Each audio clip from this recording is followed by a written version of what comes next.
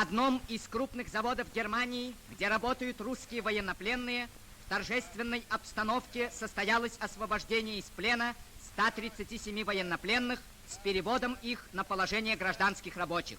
На торжественном акте присутствовали представители германских военных и гражданских учреждений и члены Комитета освобождения народов России во главе с генералом Власовым. Генерал Власов обратился с речью к освобожденным военнопленным. 2 месяца тому назад, 14 ноября 1944 года, указал пути, по которым идут народы России для спасения своей Родины от большевизма и для установления нового национально-трудового устройства в нашей Родине. Komitee zur Befreiung der Völker Russlands hat vor 2 Monaten am 14. November die Richtlinien gegeben für den Weg zur Befreiung der Völker Russlands und zur Errichtung eines neuen Systems der freien Arbeit. Сейчас перед нами 2 вопроса. Im Augenblick stehen 2 Fragen vor uns. Или Европа будет большевистская, или Европа будет как союз национальных государств. Entweder wird Europa bolschewisiert oder es wird ein Europa der Nationalitäten. Германия исторически сейчас та единственная скала и сила, которая стоит против большевизма в Европе. Das Deutsche Reich ist im Augenblick die einzig schlagkräftige Waffe, die gegen den Bolschewismus im Felde steht. Вот поэтому мы ее и поддерживаем. Deshalb unterstützen wir sie. Мы только просим от них, чтобы они нас тоже поняли. Wir bitten nur, dass sie auch uns verstehen mögen. От имени освобожденных военнопленных выступил лейтенант Заговор. Народы Европы, и в первую очередь мужественный германский народ. Потому что тысячи заявлений поступают от русских, желающих с оружием в руках идти против большевизма. Потому что под руководством генерал-лейтенанта Андрея Андреевича Власова готовится грозная армия великорусского народа, идущая на жертвы за освобождение Европы и России. Потому что десятки тысяч русских, украинских и прочих национальностей России и военнопленных стоят у станков и готовят каждый день оружие для этой борьбы. Это, друзья, факты, против которых трудно возражать. Перед вами здесь сидят 137 человек, бывших вчера еще военнопленных, а сегодня уже свободных людей. Думали ли они вчера, что они сегодня будут свободны? Конечно, нет. А это значит, что в условиях 6 лет войны, которую ведет германский народ против всего мира, германские правительства думают о военнопленных, думают о нашей судьбе в дальнейшем, о нашей жизни. За это можно быть только лишь благодарным. И я уверен, что эта благодарность будет доказана на деле.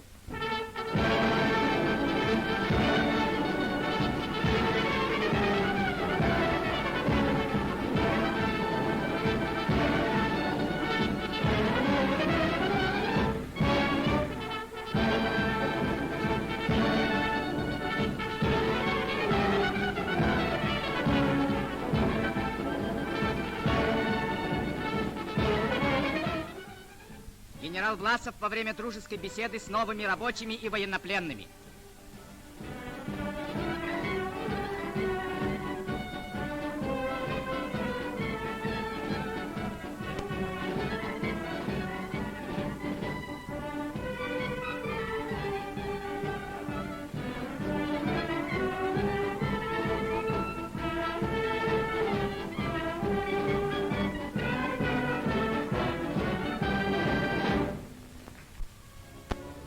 Желание жить и работать германского населения пограничных городов на Западе, особенно подвергнутых воздушным нападениям, не сломлено.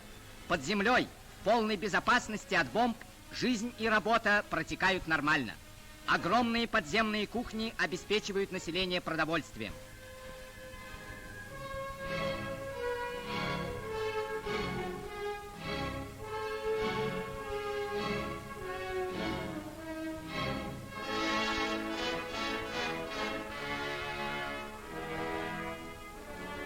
Городское самоуправление без помехи продолжает свою работу.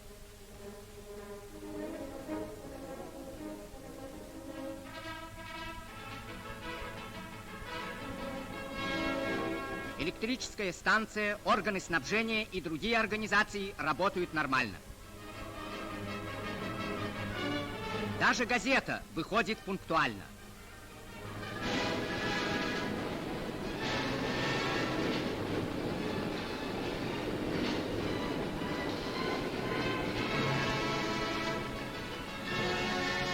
Все, что относится к дневным жизненным заботам населения, исполняется тут же на месте.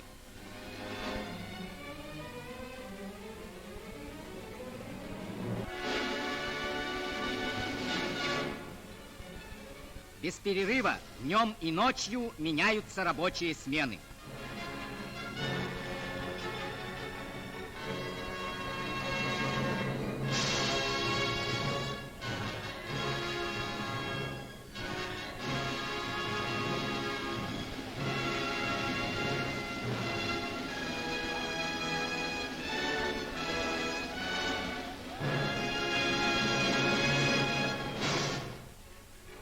Не зная усталости, ежеминутно подвергая свою жизнь опасности, исполняют одиночные бойцы германского флота свой долг. Каждый выход в бой может быть последним. Здесь дано задание разрушить стратегически важный мост в районе военных действий на Голландском фронте.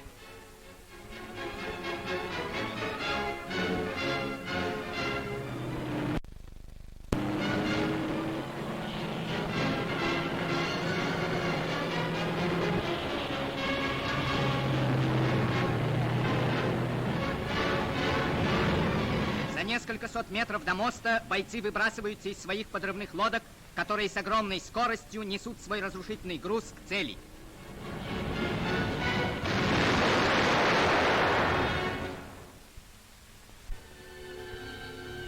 Солдаты РОА и проживающие в Норвегии рабочие из России на богослужении в церкви города Осло.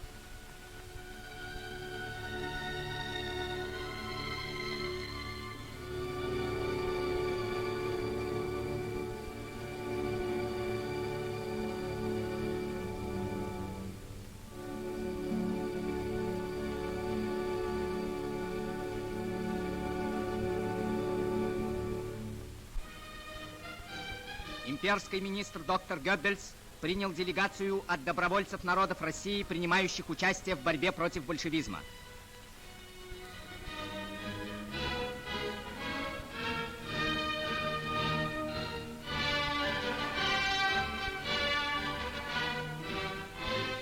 Боевые отличия на груди добровольцев достойно отмечают их мужество и храбрость, проявленные на фронте в совместной с немецким солдатом борьбе против общего врага.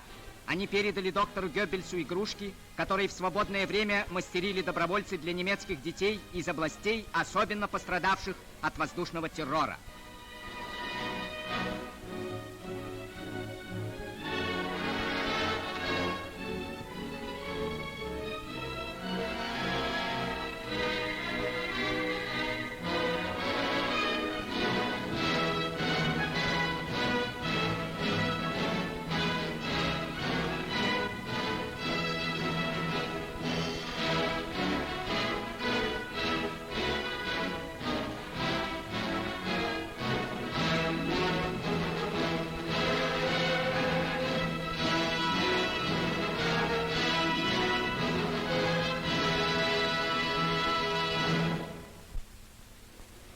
При наличии огромного количества людей и военных материалов и при использовании всех своих резервов большевики начали небывалое по размерам наступление на Востоке. После очень сильного подготовительного огня артиллерии с применением небывалых до сих пор количества танков при сильной поддержке авиации атакуют советские дивизии Германский фронт.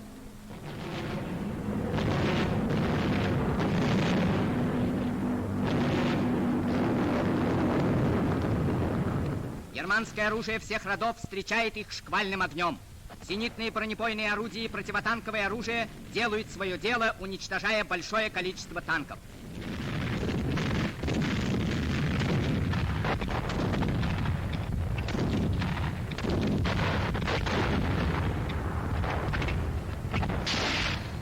За укрытиями и в окопах германский солдат поджидает врага с оружием новейшей конструкции. Более 1000 танков было уничтожено за первые 5 дней наступления. Сосредоточенный огонь германских ракетометов. Атакующие волны советских дивизий разбиваются везде о массы германских танков и пехоты. В городах и деревнях идут ожесточенные уличные бои. Каждый дом, каждую рощу мужественно отстаивают германские солдаты.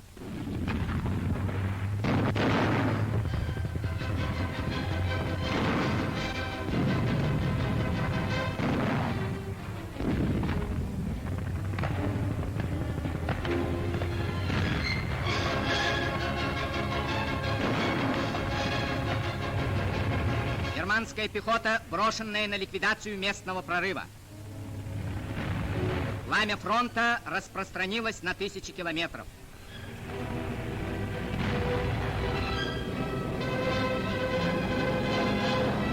На подготовленных к бою позициях под артиллерийским огнем и градом авиационных бомб германский солдат спокойно ждет врага.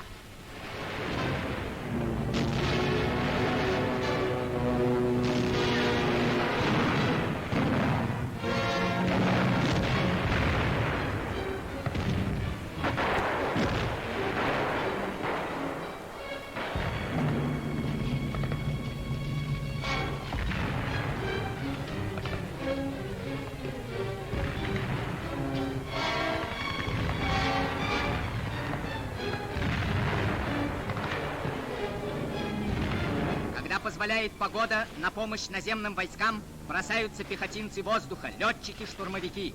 Здесь они атакуют сильные соединения советских боевых машин. Пораженные их огнем загораются вражеские танки.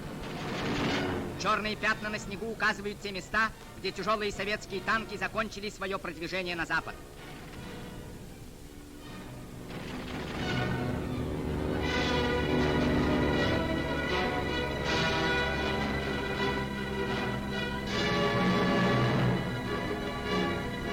В полях сражений идет ожесточенный бой за светлое будущее Европы.